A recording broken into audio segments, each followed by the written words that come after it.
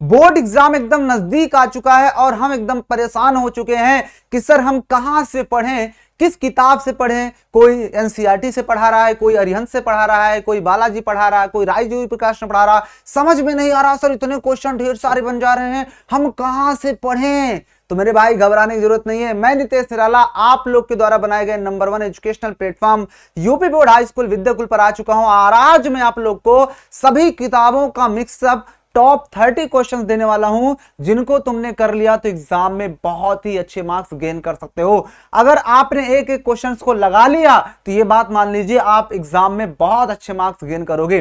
तो हमारे पास कुछ क्वेश्चंस हैं, कुछ मैं लगा के दिखाऊंगा, कुछ आप लोग को दूंगा, वो सब क्वेश्चंस आपको लगाना ही पड़ेगा।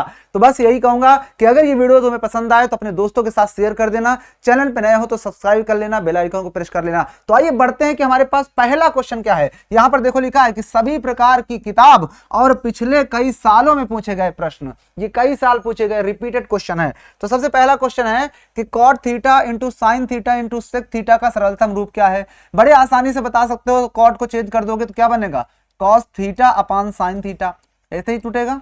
और इसके बाद आप साइन थीटा को सेम रहने दोगे। और तुम्हें पता है कि जो कोस सेक होता है वो किसका उल्टा होता है, कॉस का, तो ये कॉस हो जाएगा, कॉस थीटा। कॉस से कॉस कट जाएगा, साइन से साइन कट जाएगा, कितना आ गया आंसर 1। तो 1 हम टिक कर देंगे। लेकिन ये तुम तभी कर पाओगे जब आपने इस चैप्टर को बेसिक से एकदम से नहीं बेहतरीन तरीके से बेसिक से पूरे कॉन्सेप्ट के साथ पढ़ा होगा।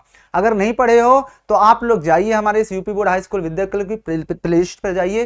प्लेलिस्ट पर आपको मिल जाएगी मैथ्स की सारी classes, chapter wise one shot मिल जाएंगे, मैराथन मिल जाएगी, सब कुछ है। आप जाकर देखिए चैप्टर को बेहतरीन तरीके से समझो कि क्या कहा गया है उसमें, तभी आप ये क्वेश्चंस कर पाओगे, वरना ये क्वेश्चन बहुत कठिन होते हैं। ये वही स्टूडेंट समझ पाया होगा जिसने अच्छे से चैप्टर को पढ़ा होगा। अगला क्वेश्चन आते हैं, बहुत ही इंपॉर्टेंट क्वेश्चन है 5 यानी प्रायिकता चैप्टर एक ऐसा आपका चैप्टर है जिस चैप्टर से ये बात मान लो कि 1 नंबर के सबसे ज्यादा क्वेश्चन बनते हैं। 1 नंबर के जो सबसे ज्यादा क्वेश्चन बनते हैं वो यही चैप्टर है। अगर मैं बात करूं कौन कौन सा, तो पहला चैप्टर और दूसरा चैप्टर और उसके बाद ये तुम्हारा लास्ट वाला जो चैप्टर है, तीसरा से भी बनता है लेकिन उसके बाद ये तुम्हारा लास्ट वाला जो चैप्टर है आपका 14 यानी कि प्रायिकता, उस चैप्टर से भी आपके एमसीक्यू बनते हैं। ये चैप्टर में एमसीक्यू ज्यादा आते हैं, तो इसलिए इन चैप्टर्स को छोड़ना मत। आगे हमारे पास है कि निम्न में से कौन सी संख्या किसी घटना की प्रायिकता, मतलब अगेन प्रायिकता का क्वेश्चन है। अगर आप इन क्वेश्चंस को नहीं कर पा रहे हो तो इसका मतलब तुम्हारी तैयारी बेकार है। ये सारे क्वेश्चन मैं तुमको ये एक चैलेंज के रूप में दे रहा हूं कि आपको इसमें से कितने क्वेश्चंस आते हैं, आप मुझे कमेंट्स करके बताना। घबराइएगा मत, यहाँ पे आपको लघु दीर्घ सारे क्वेश्चंस मिलने वाले हैं इंपॉर्टेंट। आगे हम बढ़ते हैं तो यहाँ पर आपके सामने क्वेश्चन है कि ये 2x-1 यानी कि समांतर श्रेणी से रिलेटेड भी क्वेश्चन आपके एग्जाम में आते हैं जो 1-1 मार्क्स के होते हैं। इन्हें ये सारे क्वेश्चंस को करना ही करना पड़ता है, हमें घबराना बिल्कुल नहीं है। हर एक क्वेश्चन को बेहतरीन तरीके से करना है। आप लोग अपनी कॉपी कलम उठाइएगा और जितने क्वेश्चन यहां पर आपको दिखा रहा हूं ये सारे क्वेश्चन लगाना। देखो निर्देशांक ज्यामिति से, दूरी सूत्र से रिलेटेड, विभाजन सूत्र से रिलेटेड, मध्य बिंदु सूत्र से रिलेटेड, ऐसे छोटे छोटे क्वेश्चंस बन जाते हैं। तो मैं यही कहूंगा आप अपनी कॉपी उठाओ, अपनी कॉपी उठाओ, कॉपी पे यहाँ पे लिखिए अपना क्लास जो भी है, क्लास 10th लिखो, यहाँ पर लिखो मैथ्स, यहाँ पर लिखो मैथ्स और यहाँ पर लिखिए निराला सर, यहाँ पर लिखिए निराला सर और अपना क्वेश्चंस लगाना शुरू कर दो। अपना डेट भी डाल देना कहीं पर कि कितने तारीख को तुम ये क्लास को अचीव कर रहे हो, लगा रहे हो। अगला क्वेश्चन आपकी देखो बहुलक, बहुलक से रिलेटेड बहुत ही, देखो ये एक इजी सा चैप्टर है, क्लास 9 से रिलेटेड आपके क्वेश्चन इसमें बनेंगे। आपको नंबर दे देगा, बहुलक पूछेगा, नंबर दे देगा, समांतर माध्य पूछेगा, इस तरह से छोटे छोटे क्वेश्चन बनते हैं। लेकिन इस चैप्टर से बड़े मार्क्स के बनते हैं, 6 नंबर के भी, 4 नंबर के भी, जो कि बहुत ज्यादा इंपॉर्टेंस होते हैं। वो सारे क्वेश्चन तुम तभी कर पाओगे जब तुमने इन क्लास को अच्छे से देखा होगा। क्या तुमने देखा है? जाकर फिर से कह रहा हूं, प्लेलिस्ट बनी हुई है, मैराथन्स ऑलरेडी मैं पिछले साल भी लिया था, आप उन क्लासेस को भी देख करके अपने डाउट्स को क्लियर कर सकते हो, ठीक है। और मैंने 12-12 घंटे पढ़ाया है इस YouTube चैनल पर, आप जाकर देख सकते हो, एक एक कॉन्सेप्ट आपके क्लियर हो जाएंगे। अगला यहाँ पर है कि देखो फिर से अगेन माध्य से रिलेटेड क्वेश्चन आ गया है ना। अब देखो यहाँ पे कह रहा है कि यदि प्रेक्षण को A से बढ़ा दिया जाए, याद रखना अगर माध्य तुम्हारे पास कभी भी दिया हो, माध्य अगर तुम कुछ भी बढ़ा दिए, जैसे मैंने A बढ़ा दिया तो उसके जो वैल्यू आएगी वो हमेशा A बढ़ के ही आएगी। मतलब तुमने 2-3 नंबर का माध्य निकाला, कुछ आया, लेकिन तुमने सारे नंबर्स में कोई सेम नंबर जोड़ दिए तो जो आंसर आएगा वो पहले वाले माध्य से उतना ही ज्यादा होगा। तो ये भी आपके लिए इंपॉर्टेंट है। बस इसको हम क्वेश्चंस के माध्यम से कैसे सीखते हैं उसके लिए चैप्टर को तुम्हें पढ़ना पड़ेगा। अगला यहाँ पर देखिए 35वां पद हो चाहे 40वां पद हो या कोई भी दुनिया का पद हो, तो तुमको एक फार्मूला बताया था कि n वां पद का, जो कि होता है a plus n minus 1 into D, ये बताया था। अगर ये फार्मूला नहीं आता, ये फार्मूला कैसे डेवलप हुआ, ये सारी चीजों को मैंने आपको चैप्टर नंबर 5 समांतर श्रेणी के अंदर आपको पढ़ा रखा है, वहां पर जाकर देखना, आपको ये सब कुछ मिल जाएंगे। और आपको चैलेंज है कि इस चैप्टर के जितने भी इस क्लास में जितने भी आपको मैं क्वेश्चंस दे रहा हूं, वो सारे क्वेश्चन आपको आने ही चाहिए। कोई भी किस क्वेश्चन को स्किप मत करना, कह रहे ये तो आसान दिख रहा है लगा लेंगे, ऐसे ही क्वेश्चन हमेशा दगा दे देते हैं एग्जाम में, ध्यान रखना। यहाँ पर देखो पृष्ठीय क्षेत्रफल और आयतन से रिलेटेड भी क्वेश्चन आपके सामने आ जाता है। ऐसे दे देगा कि एक साहुल है, साहुल मतलब जो लट्टू होता है उसका संयोजन कैसा होता है। तो अगर आप साहुल को देखोगे तो कुछ ऐसे बना होता है, कुछ इस तरह से बना होता है हमारा साहुल, है ना। तो नीचे इसका देखोगे तो कौन है, ऊपर देखो अर्धगोला है, तो कौन अर्धगोला से मिलता है, तो कौन मतलब शंकु और अर्धगोला मतलब ये। तो इस तरह से आपका आंसर सही हो जाता है। तो ये सारे के सारे आपको क्वेश्चन आने चाहिए। वृत्त से रिलेटेड भी आपके क्वेश्चन एग्जाम में बनते हैं कि कोई बिंदु है वृत्त पर, कितनी रेखा खींची जाएंगी, वृत्त के बाहर स्थित है तो कितनी खींची जाएंगी, वृत्त के अंदर है तो कितनी खींची जाएंगी। ये सब कुछ तभी आएगा जब तुमने चैप्टर्स को पढ़ा होगा। ये सारी चीजों को मैंने ऑलरेडी बेहतरीन तरीके से क्लासेस में बता रखा है। सब कुछ आपको अच्छे से पढ़ना है, बेहतरीन तरीके से करना है, ठीक है। किसी कोई डाउट्स हो तो आप मुझसे पूछ सकते हो। मैं इंस्टाग्राम भी चलाता हूँ, आप यूट्यूब पे भी कमेंट्स कर सकते हो। जैसा मैं यूट्यूब पे नहीं देखता हूँ कमेंट्स, तो आप मुझे इंस्टाग्राम पे भी फॉलो कर सकते हो और वहाँ पर आप अपने डाउट्स को पूछ सकते हो। मेरा इंस्टाग्राम है NITESH Nitesh SIR sir Vidyakul, Nitesh sir Vidyakul. यहाँ पर आप आओगे तो यहाँ पर आपको फनी रील्स मिल जाएंगी, फनी रील्स, और साथ में आपको मतलब कि मैथ्स फैक्ट मिल जाएंगे, मैथ्स से रिलेटेड आपको रील्स मिल जाएंगी, कुछ कॉमेडी टाइप की वीडियोस मिल जाएंगी, मतलब ओवरऑल ऑल चीज़ें यहाँ पर तुम्हें मिलेंगी। तो उसके लिए आप हमारे नितेश सर विद्याकुल इंस्टाग्राम से जुड़ जाइए, सारी जानकारी आपको यहाँ पर मिलती रहेगी। तो आप क्वेश्चन कर पा रहे हो, करने के बाद अगर आप भेजना भी चाहो तो यहीं पर मुझे भेज देना, मैं आपके आंसर्स को देखूंगा कि आप कितने गहरे पानी में हो, ठीक है। नेक्स्ट यहां पर अब आपके सामने अति लघु और लघु उत्तरीय प्रश्न की हम बात करने वाले हैं कि अगर एग्जाम में अगर अति लघु उत्तरीय प्रश्न आ जाते हैं तो हम उन क्वेश्चंस को कैसे डील करते हैं। देखो एक बात हमेशा ध्यान रखना कि क्वेश्चन को सिर्फ लगा देना ही सही उत्तर नहीं होता कि तुमने आंसर निकाल दिया x बराबर 6 सही है ना, उसको प्रॉपर लगाने का तरीका, जैसे हमारे पास कोई क्वेश्चन हो हम उसमें हल लिखें, पहले हल डालें काला पेन से, हल डालने के बाद हम लगाएं, जो आंसर आए, जैसे x बराबर हमारा 6 आया तो उसको बढ़िया ब्रैकेट के अंदर बंद करें और यहाँ पे उत्तर लिखें। ये सारे तरीके आपको आने चाहिए और सब कुछ मैंने आपको क्लासेस के अंदर बार बार बताया कि कॉन्सेप्ट ही कॉन्सेप्ट आपको तभी मिलेगा जब आप अच्छे से पढ़ाई करोगे। आप लोग पढ़ोगे नहीं तो चीजें नहीं आएंगी, ये ध्यान रखना, ठीक है। अब आगे हमारे पास क्वेश्चन है, देखो यहाँ पे कह रहा है ना कि किसी समांतर श्रेणी का n पद 2n-1 है तो इसका 7वां पद बताओ। अगर मैं आपको इसे थोड़ा सा लगा के दिखाऊं कि कैसे लगाओगे तुम, तो लगाने के लिए यहाँ पर आपको सीधा हल डालना है, हल डालोगे, लेकिन मैं आपको आपकी जो कॉपी होती है उस पर लिख के दिखाता हूँ कि कॉपी पर आपको कैसे लिखना है। कुछ लोग को कॉपी पर लिखना नहीं आता। मेरे पास लेट से ये मेरी कॉपी है, ये मेरी कॉपी है, ये मेरी कॉपी है, ठीक है, और ये इसके पेजेस हैं, ये इसके पेजेस हैं, ध्यान से देखना, ये इसके पेजेस आ रहे हैं, ये इसके पेजेस हैं। आपकी लाइन ऐसी होती है ना, आप लोग लिखने में गड़बड़ी करते हो, मैं तुम्हें लिख कर दिखाता हूं कि अगर आपके पास ऐसी कॉपी आ जाएगी तो लिखो कैसे। सर यहाँ पे हल डालना है, यहाँ पर आप ऐसे हल डालोगे, हल डालने के बाद आप क्वेश्चन को नोट करोगे। क्वेश्चन क्या दिया है, समांतर श्रेणी का n पद। अब n पद बहुत से लोग नीचे लिखते हैं, नीचे नहीं लिखना भाई, ऐसे लिखते हो ना आप लोग n पद को ऐसे an बराबर और ये वैल्यू ऊपर लिखोगे, ये ऊपर नीचे नहीं लिखना है, सीधा सीधा लिखना है, बीच में लिखो ऐसे an बराबर, इधर दिया है आपको 2n-1। अब कह रहा है 7वां पद, तो यानी n बराबर हम कितना लेंगे, n बराबर 7 रखने पर, ऐसे बीच में लिखो, ऊपर नीचे नहीं लिखना कुछ भी, n बराबर 7 रखने पर, काला पेन से लिखना है इसको। अब ए n की जगह पर कितना लगा देंगे 7, और इधर भी 2 रहेगा, n की जगह लगा देंगे 7 और माइनस का 1, तो यहाँ से a7 बराबर कितना आ जाएगा, 7 दूना 14, 14 में से 1 गया 13। तो ये जो आंसर आ जाता है इसे आप ब्रैकेट में कर दिया जाता है, इसको आप काले पेन से ऐसे ब्रैकेट करना, यहाँ काला दिखेगा नहीं इसलिए मैंने काला नहीं यूज किया, ये इस तरह से आपका आंसर आ जाता है। समझ गए, इस तरह से हम दुनिया का कोई भी पद निकाल सकते हैं, कॉपी पे लगाने का तरीका भी सही होना चाहिए। कुछ लोग ऐसे लिखते नहीं है, लिखते हैं ऐसे √3 तथा √5, ये सब गलत तरीका है। आपको सीधा सीधा लिखना है √3 तथा √5, ऐसे ऊपर लिखा जाता है, सब साफ साफ दिखे, एकदम बराबर लिखते हैं।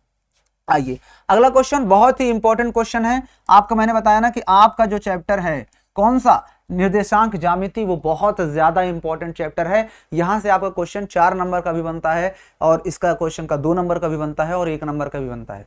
तो इस चैप्टर को बिल्कुल भी स्किप मत करना, इसके बाद वाला क्वेश्चन और भी ज्यादा इंपॉर्टेंस रखता है। जैसे यहाँ पर हमारे पास क्वेश्चन है अंकों वाली संख्याएं, यानी ये समांतर श्रेणी से रिलेट चैप्टर है, समांतर श्रेणी से रिलेट चैप्टर है, लेकिन एग्जाम में बहुत पूछा जाता है ये, ठीक है, बहुत ज्यादा ये पूछा जाता है। इस चीज को भी ध्यान रखना, इस चीज को भी ध्यान रखना, ठीक है।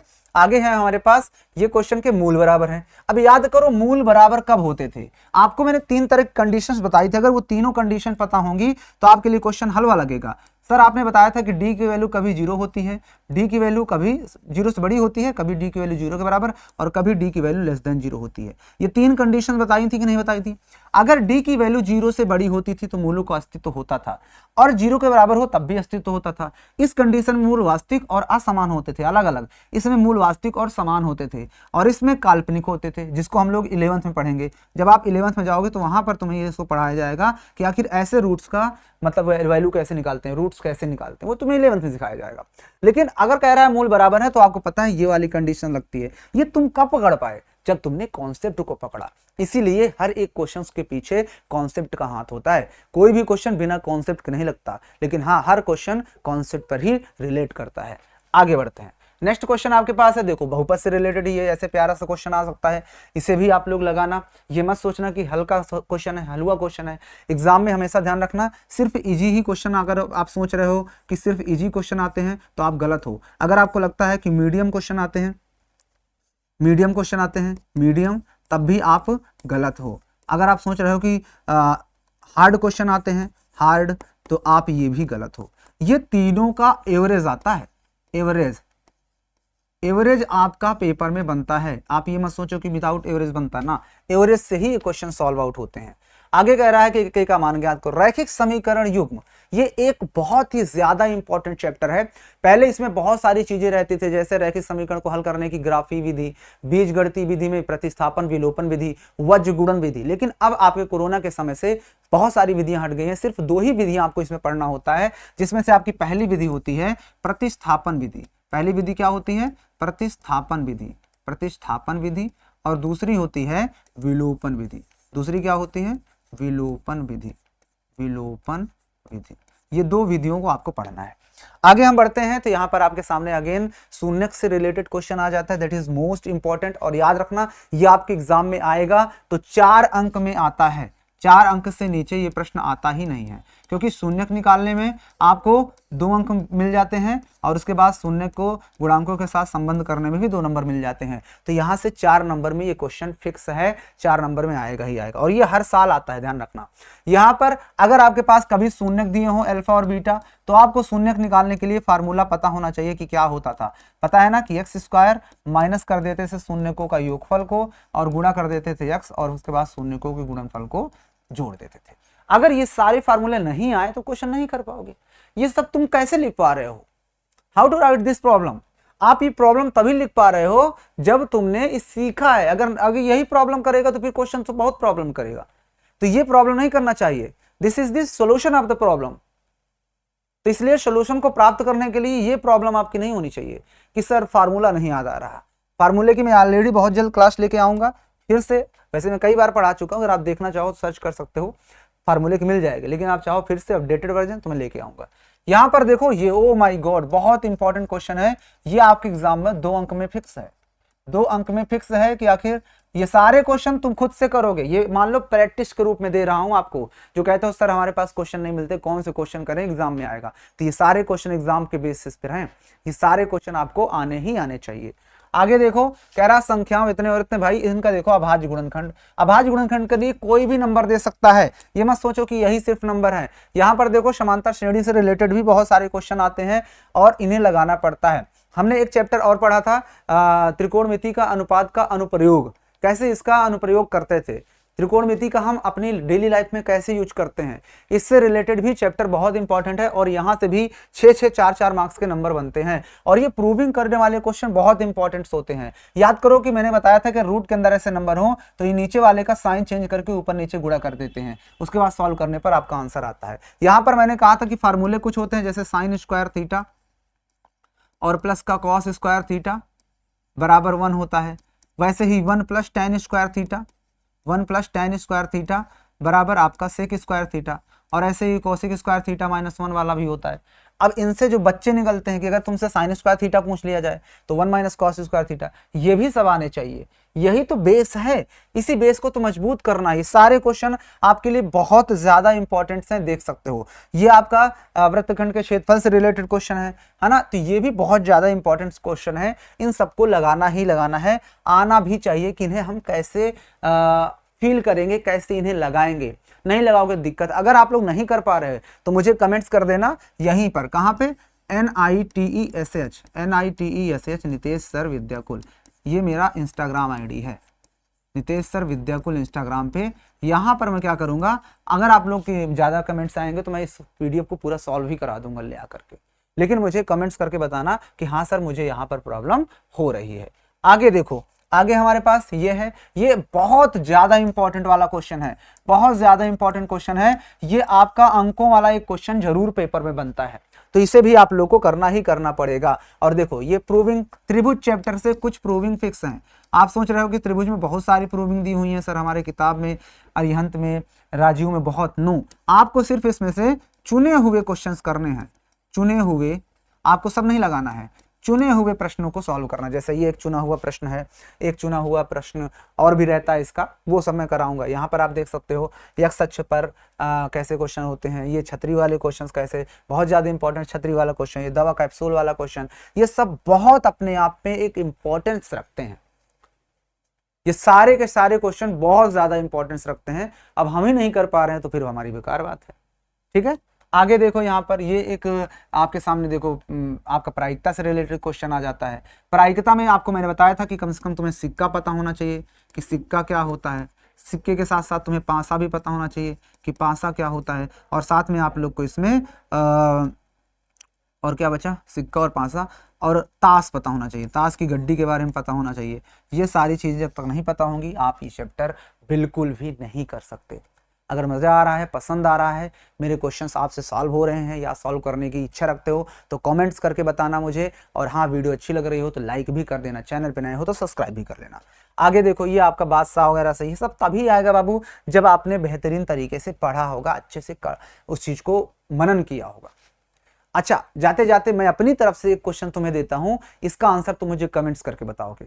सभी लोग, जितने लोग इस वीडियो की स्टार्टिंग से एंड तक देखे हैं, सभी लोग के लिए एक क्वेश्चन, ये होमवर्क है कि 6x² - 11x+3 के शून्यकों का योग क्या होगा। ये आप लोग मुझे कमेंट करके बताएंगे। ये आप लोग मुझे क्या करोगे, कमेंट करके बताओ कि इसका आंसर क्या होगा। लाइक कर देना, जितने लोगों ने लाइक नहीं किया अपने दोस्तों के साथ शेयर भी कर देना। ठीक है, तो बस यही था आज का जानकारी में सारी चीजें। इसका आंसर सभी लोग कमेंट करोगे, कोई बहाना नहीं चलेगा। ठीक है, बाकी थैंक यू सो मच आप सभी लोग का कि आपने इस वीडियो की स्टार्टिंग से एंड तक देखा। Thank you so much. बस मुझे कमेंट्स करके बता देना कि नेक्स्ट जो वीडियो आएगी वो किस टॉपिक पर लेकर के आऊँ, मुझे कमेंट्स करके बता देना। आपके हर टॉपिक बनाया मैंने, टाइम मैनेजमेंट कैसे करें, महत्वपूर्ण सूत्र की वीडियो मैंने बनाई, गणित को आसान कैसे बनाएं, महत्वपूर्ण प्रश्नों की वीडियो, 50 MCQ की वीडियोस, सारे चैप्टर्स का लाइव लेक्चर लिया, सब कुछ देख सकते हो। सब कुछ यहीं अवेलेबल है, सब कुछ यहीं अवेलेबल है। अगर आप अच्छे से पढ़ना चाहते हो तो हमारे विद्याकुल ऐप से जुड़ सकते हो। जाना है आपको प्ले स्टोर पे, विद्याकुल ऐप को इंस्टॉल कर देना है और वहां पर हमारे विजय बैच से जुड़ जाना है क्लास 10th में।